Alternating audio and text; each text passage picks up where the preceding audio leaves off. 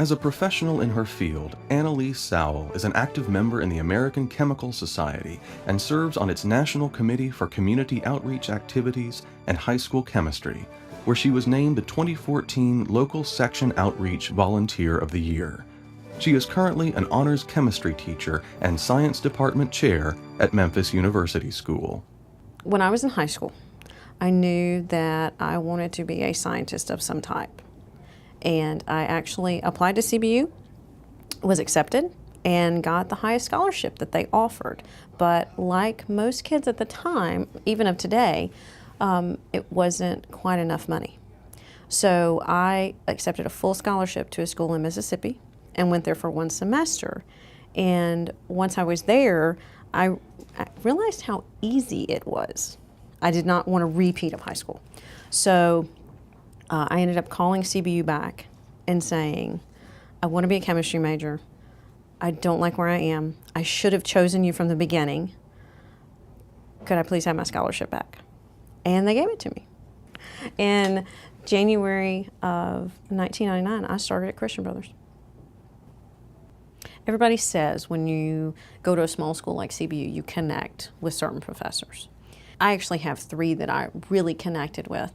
One was Dr. Bustler, and Dr. Bustler taught freshman chem and physical chemistry. So he saw you as a baby coming into CBU and again as a junior. And he was tough as nails and demanding, but he had this side to him that when you would go to his office, he would drop everything that he was doing and he would help you. Along with those same lines, my love of material science came from Dr. Condren. Dr. Condren did a lot of work on sabbatical through University of Wisconsin-Madison. And basically, at a time when material science was just starting, he integrated into his courses. So when I was a research chemist, some of my fundamental material science knowledge came from him. The other favorite professor is Dr. Mariano, who taught physics. And I was one of the few who did not have physics in high school. But I walk into his office and I say, I don't know. I don't even know where to begin. And I can remember looking at the clock, and 2.5 hours later, he finally said, okay, I think you can go now. And it's true of all CBU professors. You walk in their office, and if you need that helper, they don't think you're ready to go unless your excuse is, I got to go to another class. You're not leaving till you know the material, and they feel comfortable with that. I worked very closely with Brother Edward Salgado, and which is funny because he was biology, and I took freshman biology, and that was it. I was not destined to be pre-med, and he and I clicked. In fact, it was because of Brother Edward that I got my first teaching job. Every job offer that I've had has been because of something that happened at CBU that made people connect with me. CBU is a tough school, particularly a chemistry degree. So I like to say that I had a lot of late night dates with my textbooks. There was a group, which it's now called the Student Members of the American Chemical Society. The ACS student group was sort of my baby. That's where I met a lot of people. We formed study groups out of that because we were all sort of the science and engineering majors. I have a lot of friendships that I've still got today because of that group. I am probably one of the few people who can say I was an undergraduate student, a graduate student, an adjunct faculty member, and a staff member. So once I graduated undergrad, I stayed on and I worked in the School of Sciences, and I got my master's degree at night. And then I came back, and there was a sort of a void for a science education person in the education department. And once I had been teaching and been doing several science education projects nationally, they asked me to come back and teach. And I readily did that because that's where my love of teaching started.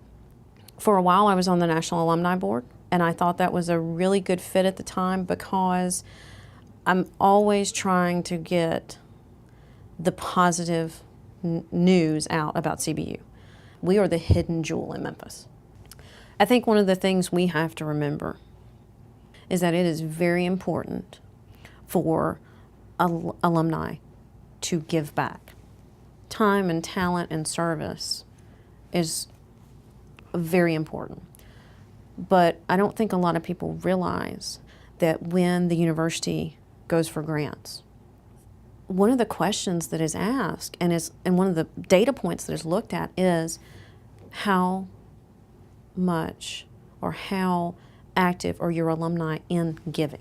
And it doesn't matter if you're going to give $25 or $2,500 or $25,000. It's what you were able to give. And the fact that you gave back to the university and you're able to become a part of that data point that is so critical in getting some types of outside funding, you have to understand that if that percentage is not where it needs to be, the university cannot go out and get these grants. I guarantee you, if you want to look at it from a cost analysis perspective, what the university has given you and prepared you for and with, you nor I can pay back ever.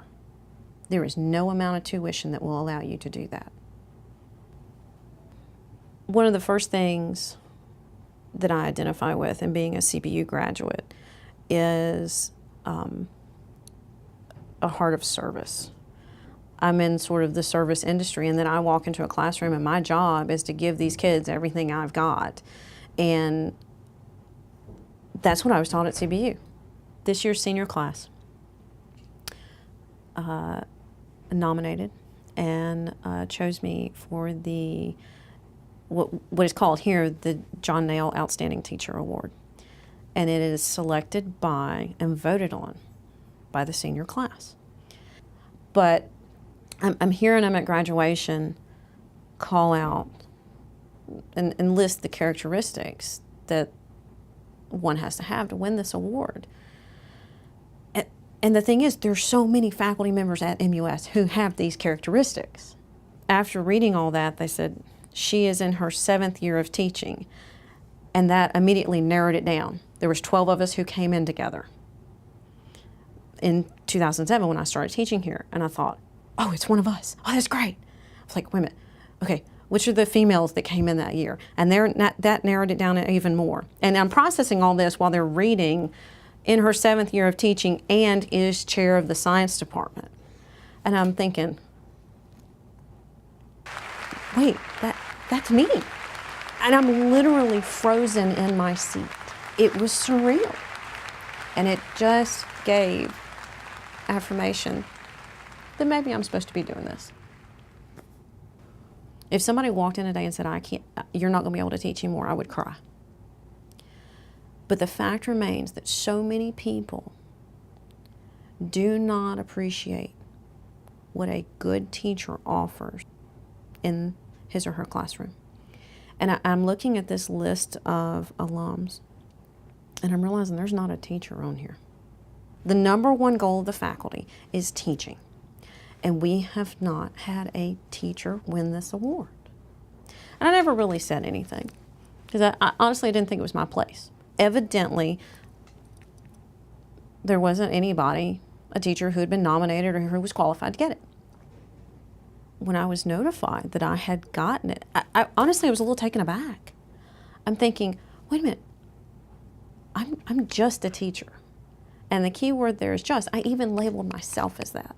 But the fact that just a teacher won this award is probably one of the most humbling things in my life. Analice Sowell is so much more than just a teacher. Her hard work, professionalism, and dedication to LaSallian principles have earned her this distinguished honor tonight.